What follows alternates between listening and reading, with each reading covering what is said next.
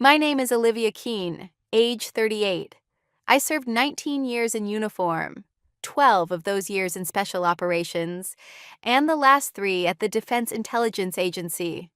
I've dragged the broken, I've held the dying, and I've written more condolence letters than I dare remember. And today, I stood trial, not as a soldier, but as a daughter.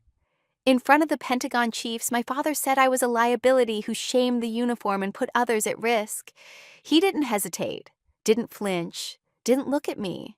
He stood in his own Class A uniform, ribbons across his chest, like silent accusations. The same man who once whispered to me as I earned my Ranger tab, "You make our name proud, Olivia." Now, he stood at the heart of the Joint Military Oversight Court, his voice calm, his tone clinical. She endangered the integrity of command.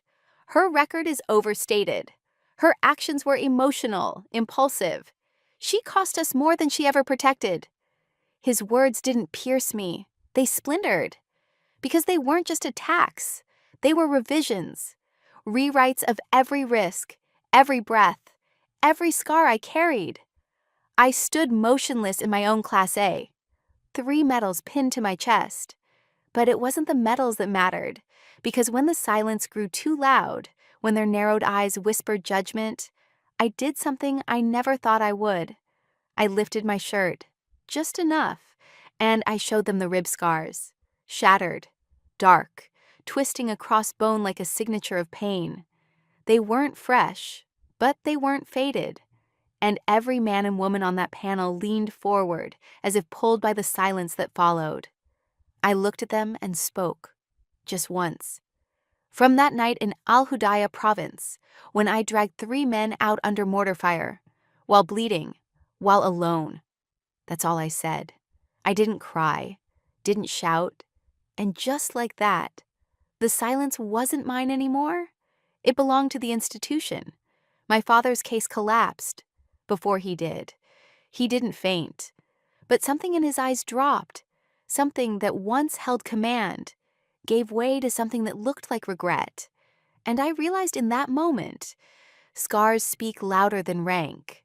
We wore the same uniform, but we sat in opposite seats. Same blood, same flag, different truths. The courtroom lights were cruel, white, and indifferent. They didn't care about honor or betrayal. They just exposed what was hidden. I looked at my father, Major General Walter Keene, decorated, respected, feared in some circles, and I thought, does he still see the little girl who used to oil her boots beside him? Or does he only see a disruption to his legacy? My earliest memory with him wasn't a bedtime story or a birthday gift. It was the day he showed me how to disassemble an M16. I was 10. He said, every part has a function, and if one part fails, the whole system suffers. That's what command means. Today, he applied the same logic, and I was the part that failed. He spoke of risk management, unit cohesion, emotional compromise. He never once mentioned Al Hudaydah, never once mentioned the 3 lives I dragged from that jungle compound. The bleeding, the blackout, the helicopter that landed just in time to find me unconscious, ribs shattered. But the Pentagon chiefs, they had the report. They had the classified footage. And still, the morning of the trial, a redacted summary had leaked to the press. My inbox exploded before I'd even entered the courtroom. Whistleblower or liability? Hero turned rogue? Keene versus Keene. Father testifies against daughter. It was no longer just a tribunal. It was a war of optics, of narratives. And I knew. I wasn't just fighting for my name. I was fighting for every soldier who ever got told they were too much, or not enough. The tribunal room had no windows. But in that moment, I could feel the world watching. And sitting across from my father, I didn't feel small. I felt precise, focused. Because if they were going to call me a liability, they were going to have to look my scars in the eye first. I was raised by a man who believed that feelings were the enemy of strategy. General Walter Keane, my father, was a war planner long before he was a parent. He believed in precision, order, and discipline, not lullabies or heart-to-hearts. When I was 9, he made me memorize the entire NATO phonetic alphabet. By 11, I could field strip a Beretta blindfolded. By 13, I had my first training schedule. No sleepovers, no journals. Emotion clouds judgment, he'd say. Clarity wins wars. But I love the military too, just not the way he did.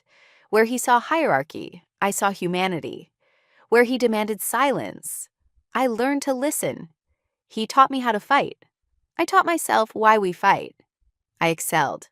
Top of my class at West Point. First woman in my battalion to lead a night extraction in hostile terrain. My name was becoming known. And so was his again. He saw me as an extension of his legacy. Another Keane in the War College records. Another star pinned through family veins. When the Strategic Operations Post in Washington opened a slot, he pulled every quiet string to place me there. It was a promotion most soldiers waited decades to earn. High-level clearance, influence, power, a stepping stone to Pentagon command. But I said no. I didn't want to be a chess piece in a room of predictable men. Didn't want to win wars on paper. Didn't want to be the daughter who played the part, while he orchestrated the play. And I told him that, directly, calmly, respectfully. I want to serve on the ground, not on the carpet, I said. His silence afterward was longer than any monologue he ever gave me. He never forgave me for it. He didn't yell, didn't argue, he just pulled back. From that day on, every call got shorter, every nod colder. He stopped, asking where I was stationed. Stopped mentioning my name when he briefed command. To the world, we were both decorated officers. But in private, we were estranged at attention. I used to think I'd feel regret, that turning down the opportunity would haunt me. But what haunted me more was the look in his eyes. Not disappointment, but betrayal, as if I'd stolen something sacred. I didn't reject the seat to spite him. I did it to be myself, to be more than a symbol on his resume. But my father didn't want a daughter who thought for herself. He wanted a soldier who followed orders, even when they weren't spoken. We were wheels up at 0400, 9 of us, strapped into the back of a Blackhawk, flying toward Radanakiri with the kind of silence that only comes before something you can't quite name. I was the mission lead, tasked with extracting a civilian engineer being held near the border. My orders were clear. My gut wasn't. Ratanakiri isn't as secure as they're telling you, our liaison whispered before we boarded. He had the look of a man who had seen enough to know when to keep his voice low. I nodded but said nothing. The map said it was fine. Command said it was fine. I'd been trained my whole life to follow the chain of command. But I'd also been trained to listen to the terrain, even when the map said no. Before boarding, I unclipped the micro backup recorder from my personal kit and slipped it into my comm rig. The device was barely the size of my thumb and could mirror every audio feed from our radios. I knew even then what I would do with the data. If we made it back alive, it would not stay on me. It would not stay in any official military drive. I would hide it where no one would think to look, somewhere so ordinary that even a general would overlook it. I had already chosen the place. Behind the photo frame I kept in my apartment, the one of my team during training for Viper Echo. It was the only photo I'd never taken down, even when I was angry at the world. As the Blackhawk shuddered in the wind, I repeated the same phrase I'd been taught since childhood. Every detail must be accountable. The flight was short, too short. When we landed, the jungle swallowed us. Radanakiri was green, damp, and alive with sounds that didn't belong. Eyes up! Move clean, I ordered, my voice even. We advanced in formation, weapons raised, the thick canopy closing over us. It didn't take long for the first wrong detail to show itself. The GPS overlay was off by nearly a kilometer. That never happened. Ruiz, my comms officer, frowned. "Ma'am, either the satellites are drunk or someone's been feeding us ghosts." I told him to keep moving, but my stomach tightened. By the time we reached the compound, I knew the maps had lied. The terrain told the truth, and the terrain was angry. It started with one snap, not the sharp crack of a bullet, but the soft, almost casual snap of a twig that shouldn't have been stepped on. I turned just in time to see something flash from the tree line. Simmons didn't even scream. He dropped forward, red already blooming across his back. Beckett jerked his rifle to the left, but then the ridge exploded. 1 second we were 9, the next we were 7, then 5. I don't remember the sound so much as the pressure, like the air sucked out of my lungs replaced with dust and urgency. Carter was gone. Ruiz was screaming. A blast hit left. My shoulder slammed into bark. Then pain exploded through my side. At first, I thought it was just a bruise. But then I tried to breathe. It was like swallowing glass. No, like inhaling razor wire. Each breath scraped its way down, dragging fire and blood with it. I touched my ribs and felt wet warmth, too far back to be sweat, too thick, too fast. "Keen, you're hit!" Torres shouted from the front. I didn't answer, didn't have the air, didn't have the time. Ruiz was crawling, his leg twisted at a wrong angle. Blake had a chunk of metal in his thigh, trying to keep Beckett conscious. The engineer was gone, hauled off with Michaels toward the fallback point.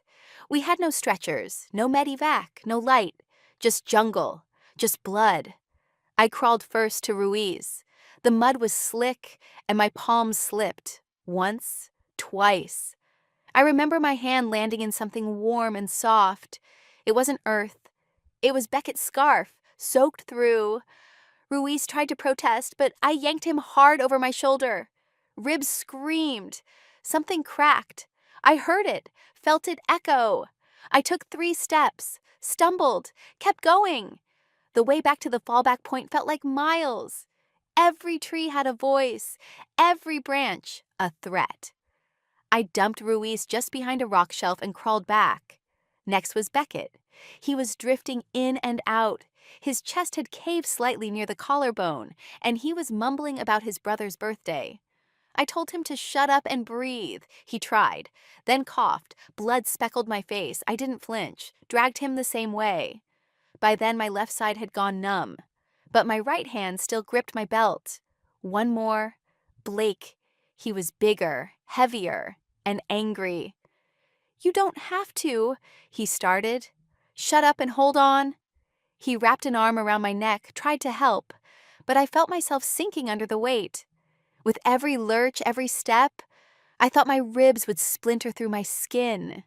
One snap away from a collapse, one breath from blacking out. Then finally, I saw Michael's signal. One arm raised.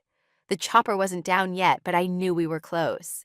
I dropped Blake just inside the clearing, and then my knees gave out. My hands slipped in the blood pooling from my side. The sky spun. I don't remember falling, only the burn. And Blake shouting, "She's down! She's not breathing!" Then nothing. I woke up to the sound of machines.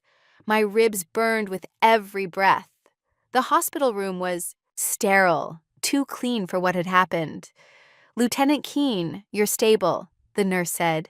"You've been under for 48 hours. 48 hours, long enough for the story to be rewritten." I reached for the tablet on the bedside table. The preliminary internal investigation was already circulating. It was clean, too clean. No mention of the distress signal I'd sent when the ambush started. No mention of how our maps had shifted. Just a line that read, "Mission compromised due to emotional decision-making by lead officer." I checked the secure servers. The distress call was gone, wiped like it had never existed. And then I saw the signature on the authorization form. Walter Keene, my father. My throat tightened. He hadn't just signed off on the shortened report. He had validated it. I closed my eyes, the pain in my ribs sharp and raw, but I knew one thing, I still had my copy. The micro backup I'd hidden the night we returned was safe. No one knew where it was. No one would ever think to look inside the photo frame in my apartment, the one of Viper Echo's last training day, when we'd been young enough to think nothing could touch us. I could picture it clearly.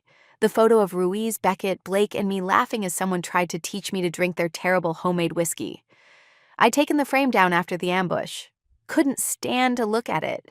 But I hadn't thrown it away. And that's where I'd hidden the backup. I didn't know how long it would take, but I would use it. Not for revenge, for truth. Because if I let them erase us, it would be like none of us had ever been there at all. They didn't need to say my name. The headline did it for them. Emotionally compromised female officer blamed for tactical loss. It was published first in a quiet corner of the Defense Press Network. A leak, they said. Nothing official, but it spread like blood on dry linen. Fast, irreversible. The article didn't quote me. It didn't quote my team. But it had just enough detail to identify me without ever using the word Olivia. It spoke of a female captain, recently returned from Cambodia, whose field decision jeopardized the integrity of the unit and resulted in 2 unnecessary fatalities and 3 life-altering injuries. My face wasn't shown, but my silhouette was. The photo had been taken mid-extraction, me hauling Blake across uneven terrain, face clenched, body bent, soaked in blood. The caption read, "Sentiment in combat, a cautionary tale." I read it alone in my hospital room. No one knocked that day. By noon, the Army's main press office hadn't issued a denial. By nightfall, a talk show on Channel 7 was already using my image as a backdrop to a monologue about women breaking down under pressure in elite roles. One retired colonel even chuckled. You don't send someone into fire if they're more worried about emotions than orders. He didn't know I'd followed. The damn orders. He didn't know I'd planned for the backup mic. He didn't know those men would be dead without the decisions I made. The next day, someone had cut a video together. Audio from an old training simulation layered over the real footage from Operation Viper Echo. My posture, my pace, the moment my knees gave out under Blake's weight, it was all twisted into a narrative of incompetence. The comments were worse. She should have stayed home. This is what happens when you promote based on gender. Liability in uniform. I thought about Beckett's voice when he begged me not to leave him. I thought about the color Ruiz turned before I got the tourniquet on. I thought about Blake, who still hadn't woken up. And then I saw the official website of the U.S. Army. There, right under the rotating header banners, was a Q&A section. One entry had been updated. Was there a command error during Operation Viper Echo? The matter is under internal review. Protocols regarding emotional readiness are under assessment for all leadership roles moving forward. No denial, no defense, just a convenient framing. The issue wasn't tactical, it was emotional. They were rewriting the story before I could finish healing. Even my inbox changed. One message from a lieutenant I trained 3 years ago simply read, "They're saying you cracked." Is that true? No greeting, no signature, just a question that pierced deeper than the shrapnel. And somewhere in that week, I stopped checking the news. But not before I noticed one small detail in that original article. The unnamed senior source who confirmed the incident. It didn't list him, but it used a phrase only one person ever used in my presence. Tactical command requires detachment. Sentiment is insubordination. My father. He hadn't just erased me. He'd rebranded me. And now the world believed him. I still remember the carpet in his office. Government gray, worn smooth in the corners. The color of resignation. The kind you don't notice until your heels stop just short of turning back. That day, I didn't turn back. He stood by the window, his back to me. The Potomac behind him, straight like his spine. He spoke first. Always did. I opened a door that would have walked you through history, Olivia.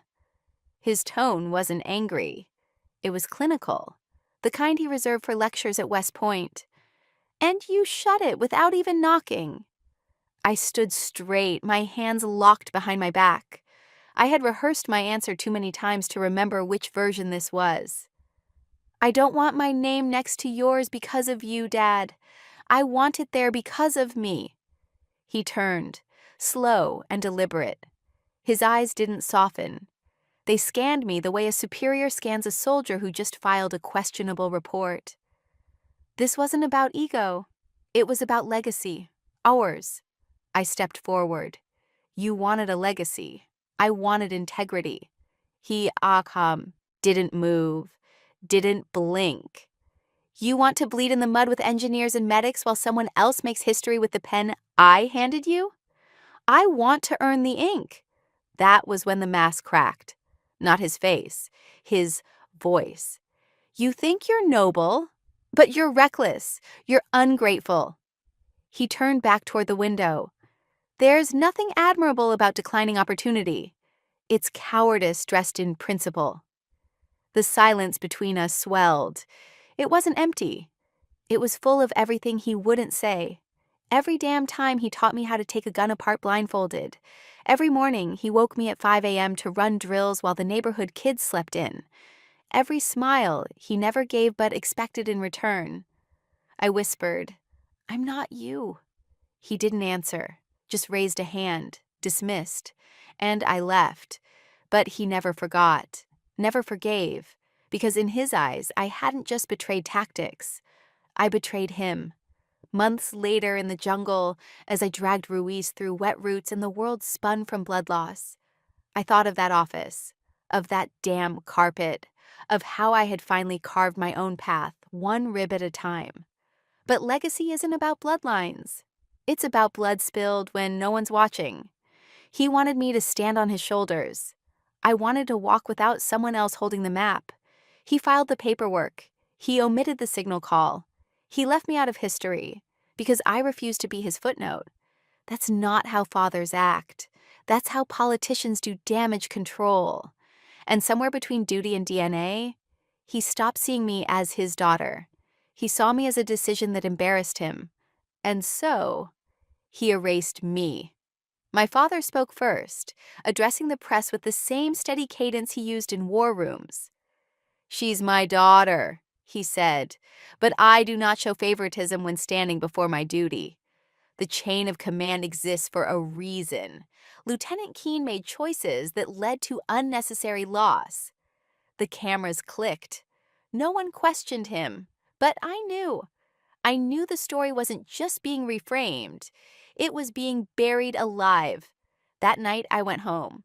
My apartment was still the same. Too quiet, too cold, as if even the walls had decided not to take sides. I walked to the shelf and picked up the picture frame, the one of Viper Echo, the one I hadn't touched since the night I came back broken. I flipped it over, hands trembling. The back panel came loose with a soft snap. There it was, the micro backup, still nestled where I'd hidden it. I stared at it for a long time, feeling its weight, remembering why I'd chosen this place. No one looks at photo frames anymore. They collect dust. They become invisible. But not to me. I powered it up and checked the files. The entire radio log was intact, including the distress call and the timestamp that proved the maps had been tampered with before we deployed. This wasn't about vengeance anymore.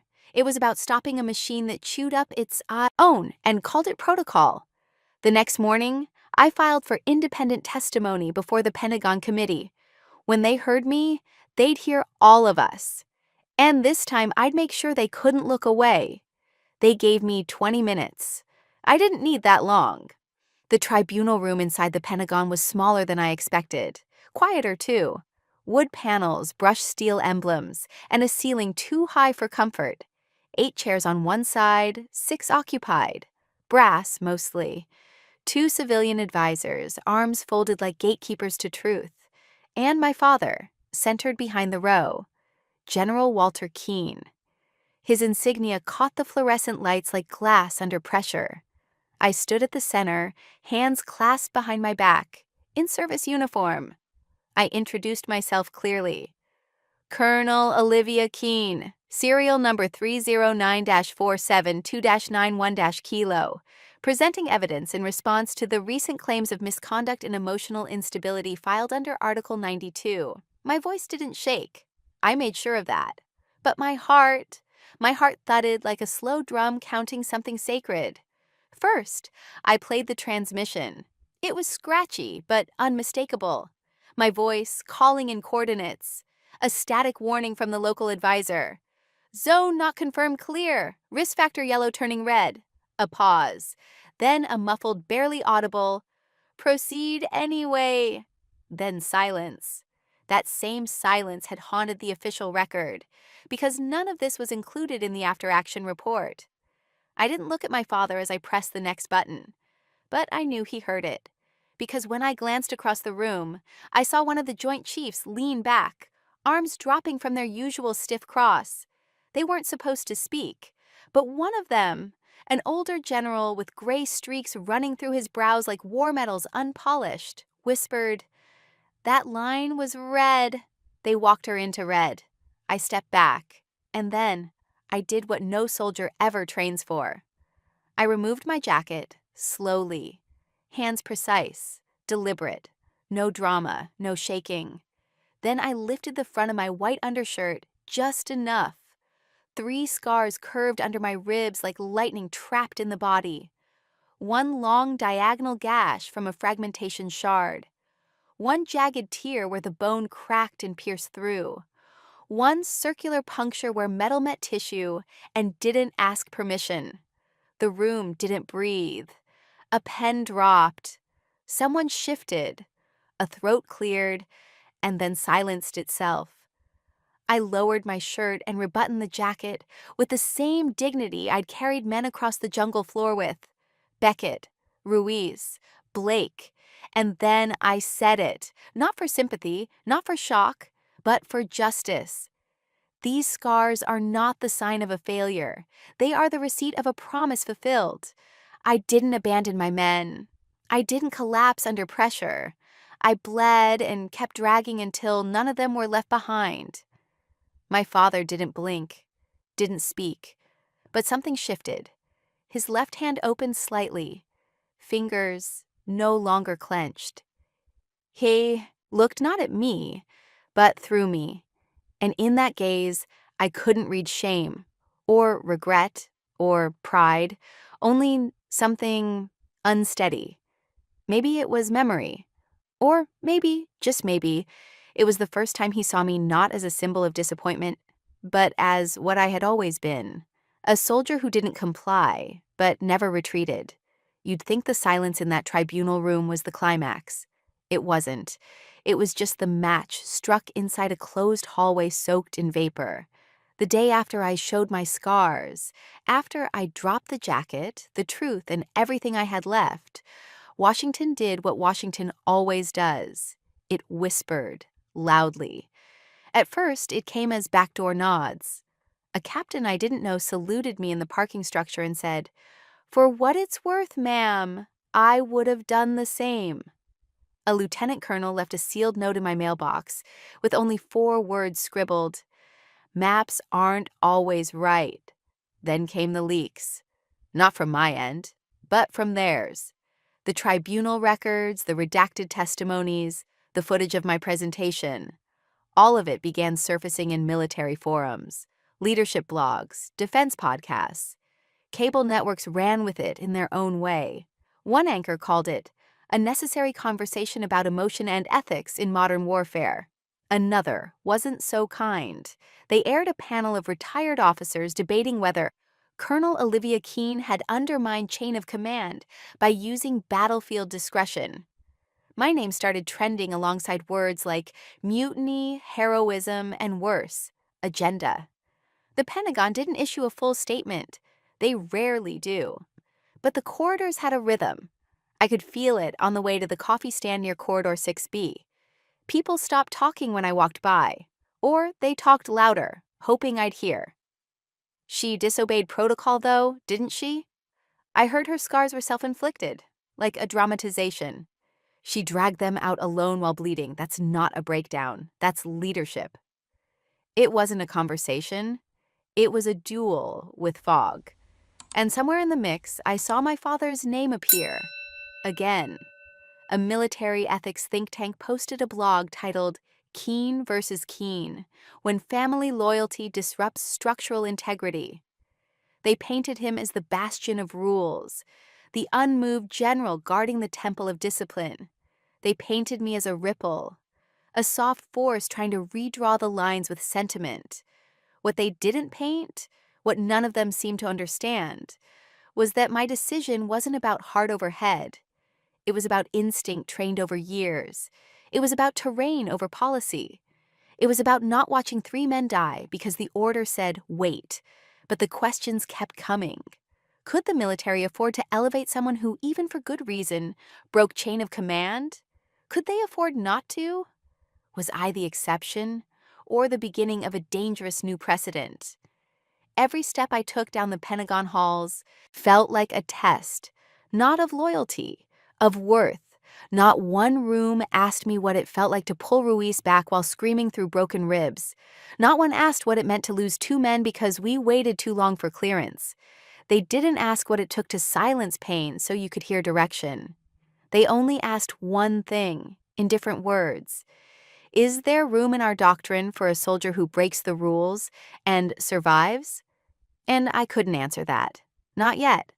Because the truth was still unraveling. And somewhere down the hall, behind some polished wooden door, my father was still watching the same system I was now caught between, just from the other side. When the war quiets down, the voices that matter most often come from those who bled beside you. The first voice came from Beckett. I hadn't spoken to him since the extraction. He was the youngest on the team, barely 24, still had a baby face under the dirt and grime that day in Ratanakiri. On national television, CNN's veteran special, he sat stiffly, uniform pressed, eyes hollow like someone who'd learned too much too soon. They asked if he thought my judgment had endangered the team. He didn't flinch. I used to think Lieutenant Colonel Keene was just cold, hard, like she didn't know how to soften her voice even off duty. I get it now. That's what it looks like when someone's bleeding beneath the uniform and refuses to let anyone else carry the weight. She didn't lose control. She held the line, through pain the rest of us couldn't see. He reached into his jacket, pulled out a folded piece of paper, one of our field maps. She marked an exit route none of us saw. That's the only reason I'm sitting here. The second voice came from Ruiz. He had shrapnel lodged so deep in his thigh, the doctors said he'd never run again. But when I visited him at Walter Reed, he stood up on crutches and saluted. He never said a word to me that day. But 3 days later, a letter reached my mailbox. No signature. Just, you walked toward fire when I was crawling backward. If the Army questions that, maybe it's the doctrine that's lost its bearing. I kept that letter in my boot for weeks. Still do. Then Blake, the third man I carried out. I remember his breath was thin. He had punctured a lung, and I could barely feel his pulse by the time I got him to the evac site. We never expected him to survive. He did. But the trauma lingered. He didn't speak in public. He didn't do interviews. What he did was right. Blake, Beckett, and Ruiz co-authored a statement to Congress. It wasn't grandiose, no flowery language, just truth. We owe our lives to Olivia Keene. Her decisions, though outside protocol, were the reason any of us are alive. This isn't just about her career. It's about whether battlefield courage still has a place in today's military. But what shook me more than all 3 letters was the one that didn't reach me directly. It came through a friend at the VA, a veteran who had taken his own life after years of battling PTSD, had left behind a single-page suicide note. He'd written, "If someone like her had led my unit, maybe I'd have stayed longer. Maybe I'd have believed again." I didn't cry reading that. I couldn't, because it wasn't just a letter. It was a reminder of everything the tribunal room didn't want to hear, of what we lose when leadership is measured only by silence and salutes. They could debate tactics all they wanted.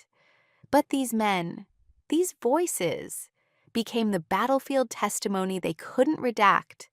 And for the first time in weeks, I felt something shift, not in the institution, in me. I didn't even remember saying it, not until a clip resurfaced, grainy footage from 6 years ago, during our academy graduation. My voice was younger, less certain, but the words were mine. I stood behind the podium, in my dress uniform, my father sitting stone-faced in the front row. The cadet beside me had just delivered a clean, rehearsed speech about legacy and duty. Then it was my turn.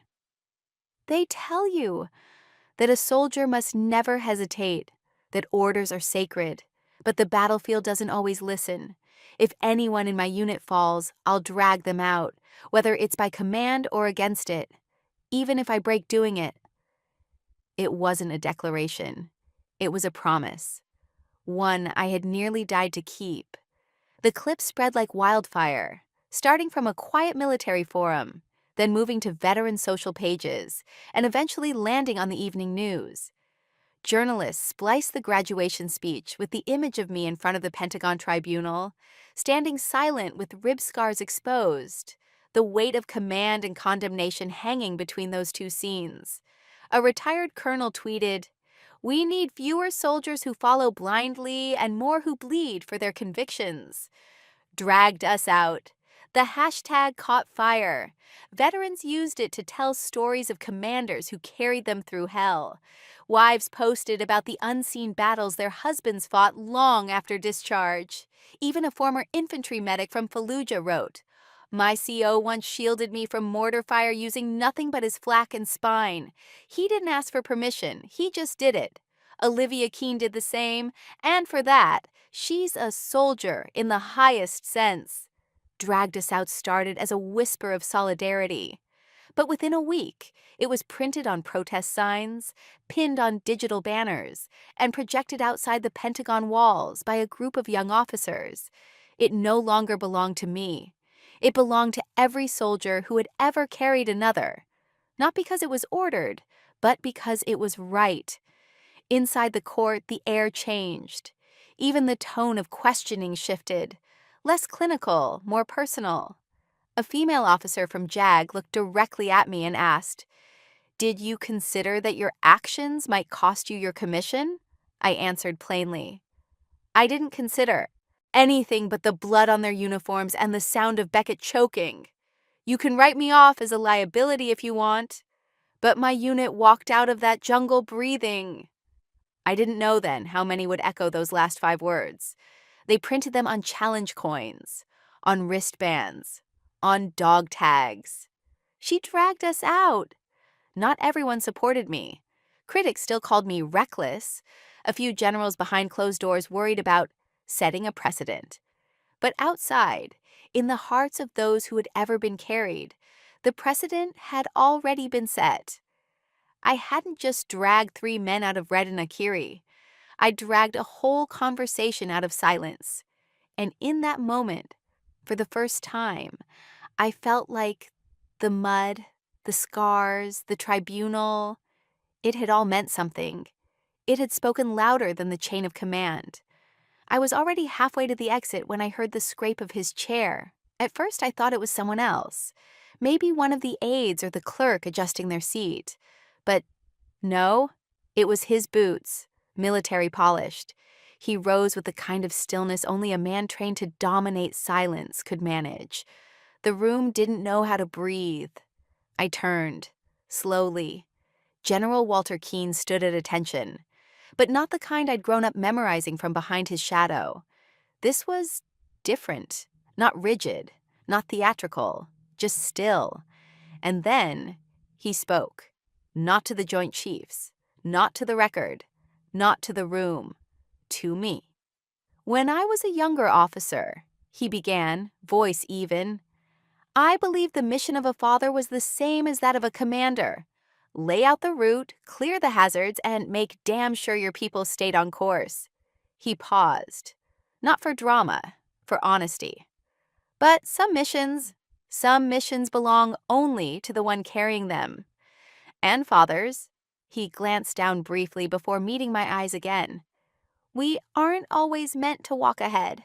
Sometimes we're meant to stand at the edge of the ravine, watch our children cross through smoke and fire, and resist the urge to call it the wrong path, just because we didn't choose it. It wasn't an apology. It didn't need to be. Because in that moment, I realized he had never understood me less than he did on the day he called me a liability. But right now, standing in front of the Pentagon's highest ranks, he saw me, not as his failed legacy, not as a misstep in a career he curated, but as someone who had walked her own war and returned, not unbroken, but unburied.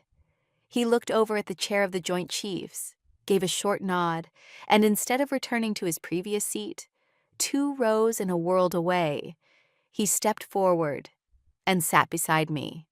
No declaration, no parade of reconciliation, just the soft creak of his uniform next to mine. Our medals didn't match, our scars didn't align, but for the first time in years, we occupied the same coordinates in history. Not as legend and disappointment, but as 2 soldiers who had both survived their own version of war. The tribunal didn't speak. Not yet. No one asked for clarification. No protocol was violated. But every person in that room knew something had shifted. Some unspoken legacy of silence, pride, betrayal had cracked. I didn't look at him. I couldn't. But I let my elbow rest lightly beside his. It was enough. That day, he didn't retract his earlier testimony, didn't issue a press statement. He just sat there beside me as if to say, "This time I'll walk with you, not ahead of you." And somehow, that mattered more than any correction ever could. The vote wasn't dramatic, no drum roll, no raising music, just hands raised, one by one, across a long mahogany table.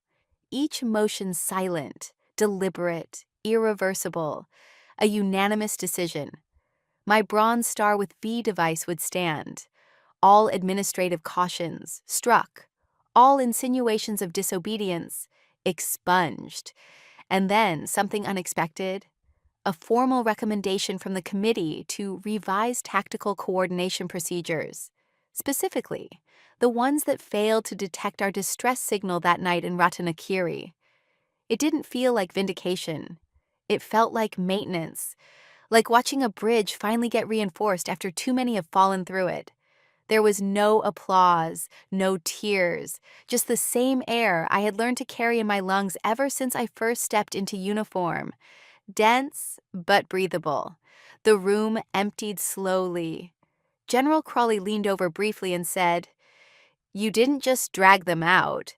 You pulled the rest of us forward, too." I nodded. Nothing more. My ribs still throbbed under the layers of wool and thread. Some wounds don't request your attention. They simply persist until you learn to carry them like medals. Outside, the press response was swift. Headlines read like battle flags. Pentagon upholds heroism in controversial case. Keene cleared. Protocols questioned. The lieutenant who pulled the war closer to the truth. Even the late-night shows softened their edges. That same talk show host, who once used my image for satire, now opened his segment with, "Turns out the woman who broke protocol also broke the silence." But peace is never unanimous. 2 days later, a quiet ripple disturbed the surface. An internal notice reached my desk. An anonymous complaint had been filed. It wasn't about tactics, not even about the chain of command. It was titled, "Misuse of Military Media for Personal Redemption." I reread it twice. The accusation wasn't direct. It was careful, crafted in the language of bureaucracy, lined with the velvet of plausible concern. But the subtext screamed, "She made us look bad." The complaint claimed that the circulation of my scars, the replays of the tribunal footage, and the overwhelming public support had blurred the line between duty and image management. They were right in a way. My story had traveled faster than any memo. My pain had been weaponized, sometimes by me, often by others. But it wasn't image I had sought. It was oxygen. It was clarity. It was the space to breathe inside my own uniform again. And now, even that was being debated. I didn't tell my father. Didn't want the truce to become a strategy session. Didn't want his voice over my shoulder as I read through the bureaucratic smoke. I filed a response the next morning. This wasn't a campaign. It was a rescue mission for 3 men in a jungle and for the truth they nearly died with. I signed it with my left hand. My right still ached too much to grip the pen. It wasn't over. It never really is. Not when you've been carved by both war and family. But for now, I had my name back. And my silence, this time, was mine to keep or to break. The rotunda of the Pentagon smells like discipline. Not sweat, not fear, just discipline. Dried ink, polished boots, and the faint echo of quiet footsteps on marble that seen too much and said too little. I didn't look back when the doors closed behind me. The vote was over. The headlines had already started forming. People were moving on with their lives. The institution had absorbed the blow and already started repairing its surface. But I wasn't walking away from a hearing. I was walking away from 17 years of silence, of calculated exchanges, dinner conversations that felt like chess games, and a father who thought molding meant chiseling off anything too soft. The sunlight hit just right through the courtyard archway. I blinked against it. And then I heard his boots. Not marching, not commanding, just catching up. I slowed. My chest pulled tight, not with panic, but with memory. He didn't call my name. He didn't ask for a word. He didn't give me another speech I'd have to dissect like a debriefing memo. He just stopped beside me, tall as ever, shoulders squared, wrinkles deeper now, as if shame had drawn its own battle map across his face. And then he did something I never saw coming. He opened his arms, not wide, not begging, just enough. Enough for me to know it wasn't a performance. Enough for me to know he wasn't reaching for his legacy. He was reaching for me. I froze. Every lesson about posture and strength screamed to hold the line, to keep walking, to nod politely and leave. But then I remembered something from years ago, when I broke my collarbone at the academy and he visited me in silence. He stood in the hallway with arms folded, never entering, never touching. That night I'd wished, just once, that he'd reached out. Now he had. So I let him. I stepped forward. Our uniforms scraped, metals pressed against each other. Bones collided where softness should have been. But I didn't flinch. Neither did he. The hug was brief, a steel-to-steel embrace. No sobbing, no cinematic music, no whispered forgiveness. But I felt something shift between our frames. It wasn't reconciliation. That word is too clean, too immediate. It was an agreement, silent and sacred. He held me not because I won. I stepped into him not because I needed to prove anything. It was something smaller, truer, that between two soldiers there can be something not spoken in commands or critique. There can be space. And in that space, sometimes there's grace. When he let go, he didn't look at me like a subordinate, or a disappointment, or even a daughter. He looked at me like someone who finally saw the whole picture and still stayed in the frame. He gave a slow nod, almost imperceptible. I didn't return it, but I didn't walk away either. We stood for a breath longer than protocol would allow. Then I turned toward the gates. My boots tapped against the stone. Behind me, his didn't follow. But for the first time in years, I didn't feel like I was walking away from him. I felt like maybe, just maybe, he was walking with me. The headlines were merciful. Pentagon honors Keene after harrowing hearing. A daughter's scars redeem a father's silence. Closure at last. Closure. That word kept echoing through interviews, talk shows, even the late-night anchors who usually filled silence with sarcasm. They said I had reached it, that the courtroom hug had sewn up a decade's worth of fractures, that healing had arrived neatly, on time, like a final salute. But that's not how it felt. Not to me. Closure implies something has ended, and nothing about that day, or the 17 years before it, felt over. I didn't go back to base. I didn't go to any public event or follow-up interviews. I went home. Not the kind of home in military jargon. I mean my home. A third-floor apartment in Arlington, still faintly smelling of mint tea and old ambition. The place I used to come back to between deployments. The walls still remembered me. The closet didn't. I opened a drawer I hadn't touched in months, pulled out a bundle of photographs I had wrapped in an old undershirt and tucked away after the Viper Echo fallout. I had taken them down when I started being called a liability. There was one with Ruiz pouring his weird jungle wine into a carved bamboo cup. Beckett was making a face like it was radioactive. And Blake, stoic Blake, was laughing full teeth, watching me try to politely sip without spitting it out. I remember the warmth in that moment. I had led them, bled for them. But more than that, I had belonged. I took out small nails and a hammer from under the sink. The plaster was old, but it still held. One by one, I rehung the photos on the hallway wall, each one an artifact of a truth that had tried to be erased, each one a page of a story no longer silenced. There was no music, no candle, no ritual, just small thuds of a hammer and the sound of breath that didn't tremble. My phone buzzed as I stepped back to look at the last photo, the one where Blake had his hand on my shoulder after we exfiltrated. Message from Blake. Scars don't make you a liability. They make you readable. I stared at that line longer than I care to admit. Readable. Not perfect. Not polished. Just understandable. Traceable. Like terrain you study before you drop into unknown ground. And I realized that's all I ever wanted. Not to be lionized. Not to be pitied. Just to be read correctly. I looked down at the faint bulge under my shirt, where the rib scars twisted quietly beneath cotton. Still there, still hurting on rainy days, but not bleeding anymore. The thing about wounds is, people think they close like doors, that once you face it, it disappears. But wounds don't close. They evolve. They stop being emergencies. They become markers, not of weakness, but of where strength was forced to grow. That night, I didn't write a speech. I didn't call anyone.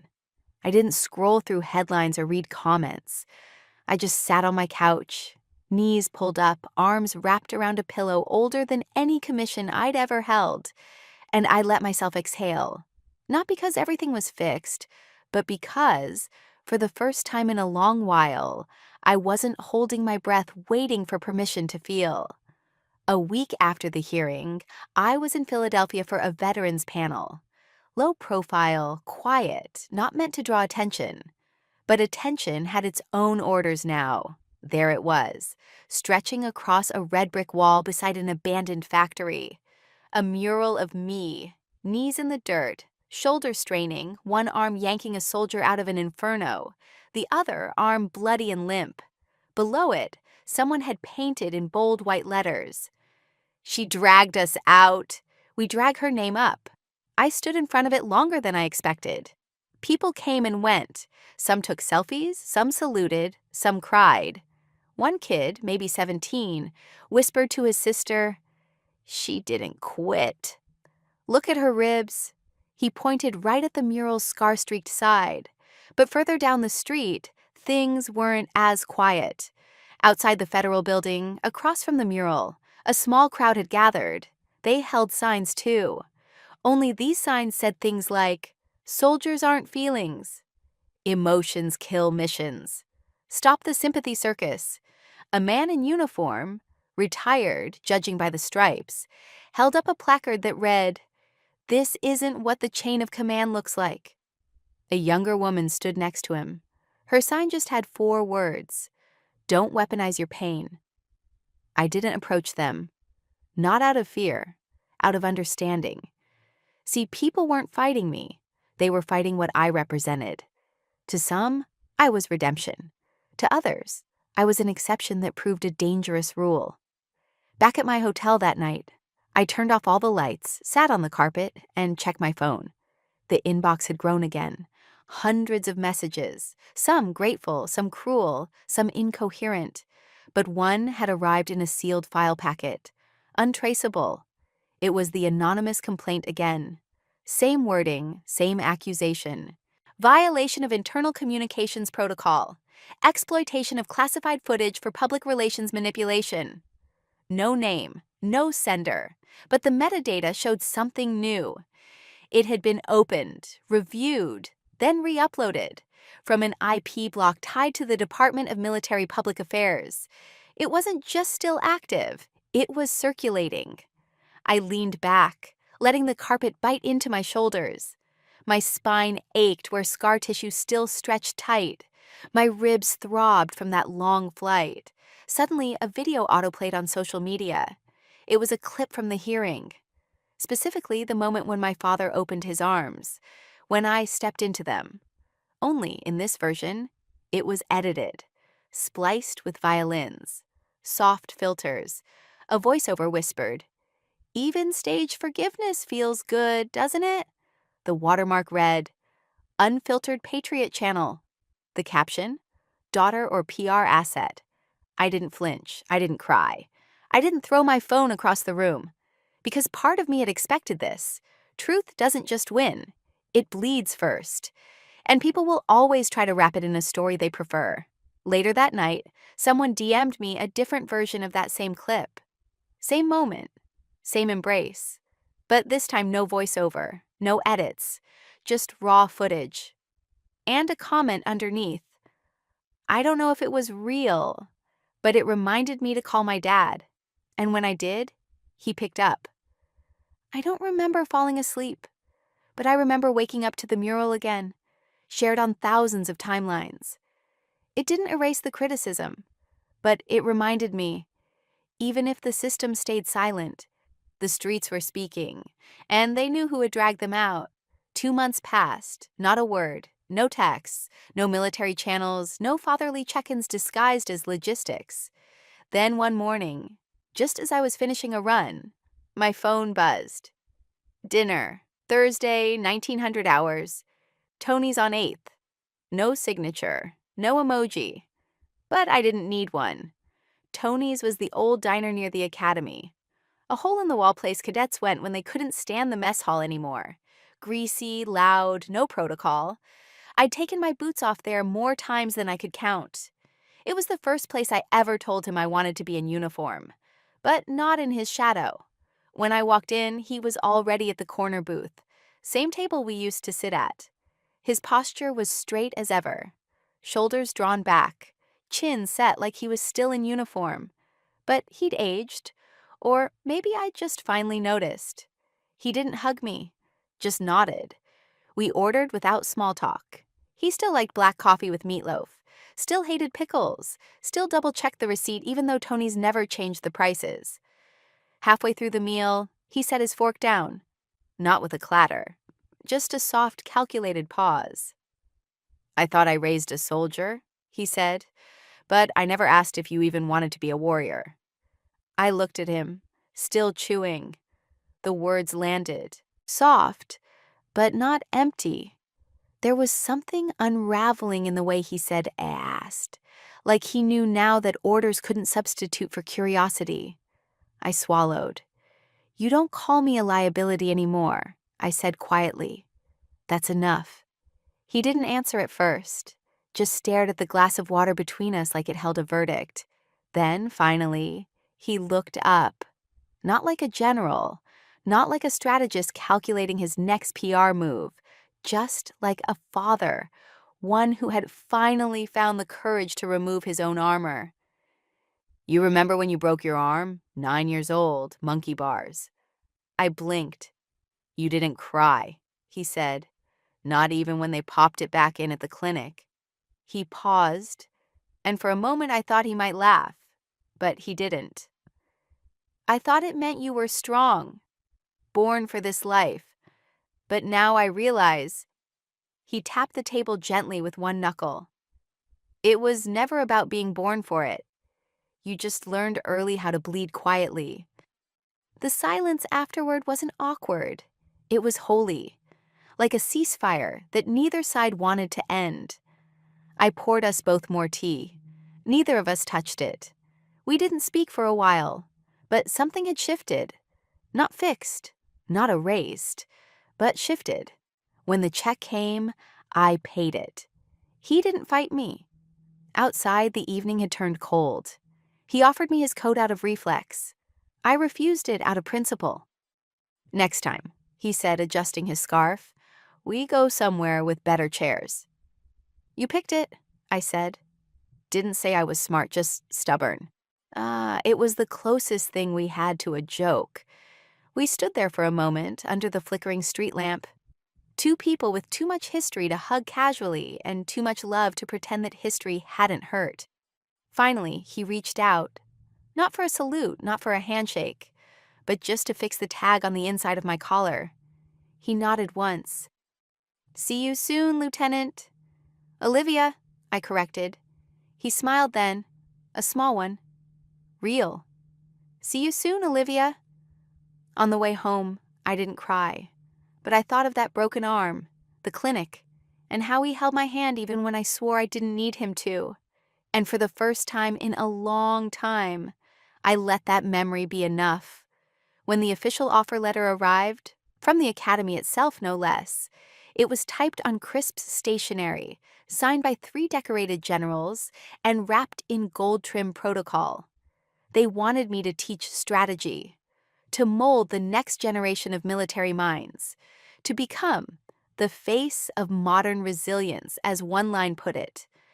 I stared at it for a while, and then I declined. Not out of anger, not even defiance, just clarity. The truth was, I didn't want to replicate a system still struggling to hear its own echoes. I didn't want to stand behind a lectern and teach cadets how to win wars when we hadn't even learned how to heal from them. Instead, I accepted a different call, one that came without medals or uniforms. A nonprofit reached out. They worked with veterans transitioning out of active duty, especially those with PTSD, dishonorable discharges, or the ones who simply fell through the cracks of silence. I became a field advisor. No press, no podium, just circle rooms and stories. One afternoon, I led a session in a repurposed gym in El Paso. We'd stripped the walls of mirrors, too many ghosts, and sat in folding chairs. No ranks, no judgment, just presence.